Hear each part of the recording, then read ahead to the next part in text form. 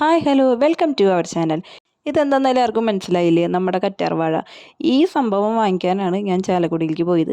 നമ്മുടെ നാട്ടിലില്ലാഞ്ഞിട്ടല്ല കേട്ടോ, പക്ഷേ അതൊക്കെ ഒരു ഉണങ്ങിയ പോലൊക്കെ എനിക്ക് തോന്നി. അപ്പോൾ അതുകൊണ്ട് ചാലക്കുടിയിലേക്ക് പോകാം, അവിടെ ചെന്നിട്ട് വാങ്ങിക്കാം എന്ന് വിചാരിച്ചു. അപ്പോൾ അവിടെ ചെന്ന് കടകളിൽ തൂക്കിയിട്ടപ്പോൾ നല്ല ഫ്രഷ് സാധനമായിരുന്നു. അപ്പോൾ അതങ്ങനെ വാങ്ങിച്ചു. അപ്പോൾ അത് കിലോയ്ക്കാണ് കേട്ടോ വില പറഞ്ഞത്. കിലോന് 50 രൂപയാണ്. ഒന്നിനെക്കാട്ടും കൂടുതലുണ്ടായിരുന്നു. അപ്പോൾ 80 രൂപ കൊടുക്കേണ്ടി വന്നു. ആ കടയിൽ നിന്ന് ഇറങ്ങി നേരെ നടന്നപ്പോൾ ഉണ്ട് എല്ലാ കടകളിലും ഇത് നിരത്തി വെച്ചെടുക്കണം കേട്ടോ. നല്ല ഫ്രഷ് സാധനം, നല്ല ഭംഗിയുണ്ടായിരുന്നു ഇരിക്കുന്നത് കാണാനായിട്ട്. അങ്ങനെ ഞങ്ങൾ നേരെ ബസ് കയറി പോന്നു.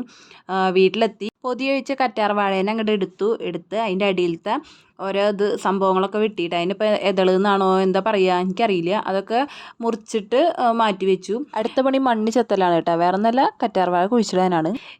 എൻ്റെ ഒരു എന്താ പറയുക ഒരു പരീക്ഷണം എന്നൊക്കെ പറയാം. ഞാൻ ഇതുവരെയായിട്ടും ഇങ്ങനെ ചെയ്തിട്ടില്ല. അപ്പോൾ ആദ്യമായിട്ടാണ് ഞാൻ കറ്റാർ വാഴ നടാൻ പോകുന്നത്. കറ്റാർ വാഴ എന്നല്ല, ചെടികളും ഞാൻ അങ്ങനെ നട്ടിട്ടില്ല. കുറേ കാലത്തിന് ശേഷമാണ് ഞാൻ നടാൻ പോണത്.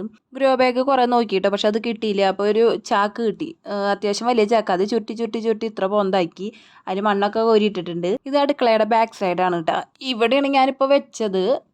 അപ്പോൾ ഇവിടെ വെച്ചിട്ട് എങ്ങനെയാണെന്ന് നോക്കാമെന്ന് വിചാരിച്ചു. അപ്പോൾ പിന്നെ ഒന്നും നോക്കിയില്ല, മിന്നിച്ചേക്കണേ ദൈവമേ എന്ന് പറയുന്നുണ്ട് കറ്റാർ വാഴ അങ്ങോട്ട് കുഴിച്ചിട്ടു.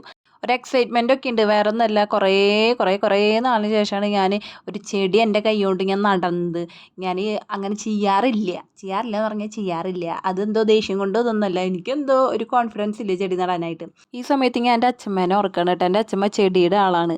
എവിടെ കണ്ടാലും വലിച്ച് പറിച്ചു കൊണ്ടുവന്നിട്ട് നടും. അപ്പോൾ പിന്നെ ആ ചാക്കിൻ്റെ സൈഡിലൊക്കെ ഓരോ ഓട്ടം കൂടെ കുത്തി കൊടുക്കാമെന്ന് വിചാരിച്ചു. വേറെ ഒന്നല്ല, വെള്ളം അതിൽ കൂടെ പോവുകയാണെങ്കിൽ അങ്ങോട്ട് പൊക്കോട്ടെ, ചെയ്യണ്ടല്ലോ, ചിലപ്പോൾ വെള്ളം കെട്ടി നിന്നാലോ. ഒരു കപ്പിൽ വെള്ളം കൊണ്ടുവന്നിട്ട് ദൈവമേ പടർന്ന് പന്തലിക്കണേന്ന് വിചാരിച്ച് വെള്ളം ഒഴിച്ചു കൊടുത്തു കേട്ടോ. ഇനി എങ്ങനെയാണെന്ന് ദൈവത്തിന് അറിയാം. 50-50 ചാൻസാണ്, കിട്ടി പോയാൽ പോയി. അപ്പോൾ നമുക്ക് മറ്റൊരു വീഡിയോയിൽ വീണ്ടും കാണാം കേട്ടോ.